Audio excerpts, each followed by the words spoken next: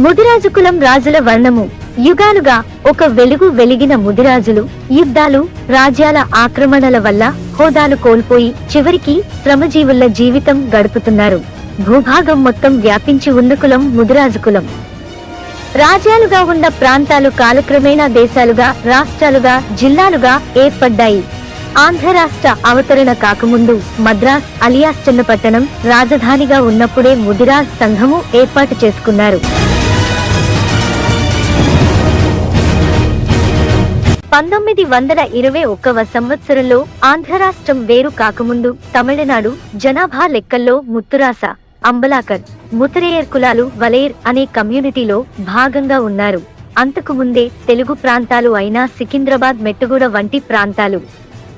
1884వ సంవత్సరంలోనే ముదిరాజు సంఘమును ఏర్పర్చినట్టు సజీవ సాక్ష్యాలు ఉన్నాయి. నిజాం నిరంకుశ పాలనలోనే ముదిరాజులు వారి ఐక్యత కోసం, హక్కుల కోసం ముదిరాజు సంఘాలు ఏర్పరచుకున్నారు. ప్రాంతాల పరంగా ముదిరాజు సంఘాలు ఏర్పడిన కానీ జాతీయ స్థాయి ముదిరాజ్ సంఘమును వెలుగులోకి తెచ్చినవారు శ్రీ కొర్వి కృష్ణస్వామి ముదిరాజ్ గారు.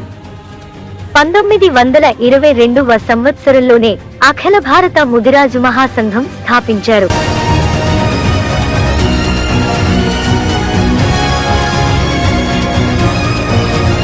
నిజాం పరిపాలనకు ముందు తర్వాత కూడా ముదిరాజ్ సంఘాలు బలోపేతమైనవి.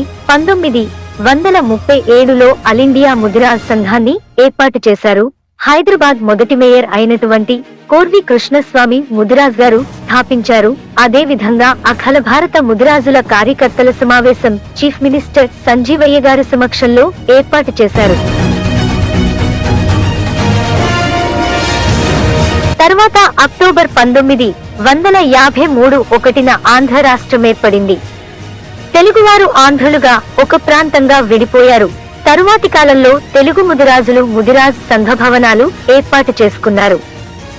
1971లో మద్రాసులో ముత్తారియార్ వారు ఫిష్ కమ్యూనిటీలను ఏర్పాటు చేసుకున్నారు.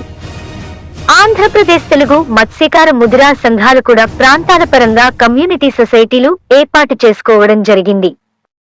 1996వ సంవత్సరంలో తమిళనాడు ప్రభుత్వం ముత్తారియార్ సబ్క్యాస్ట్ క్రింద 29 కులాలను ధృవీకరించారు.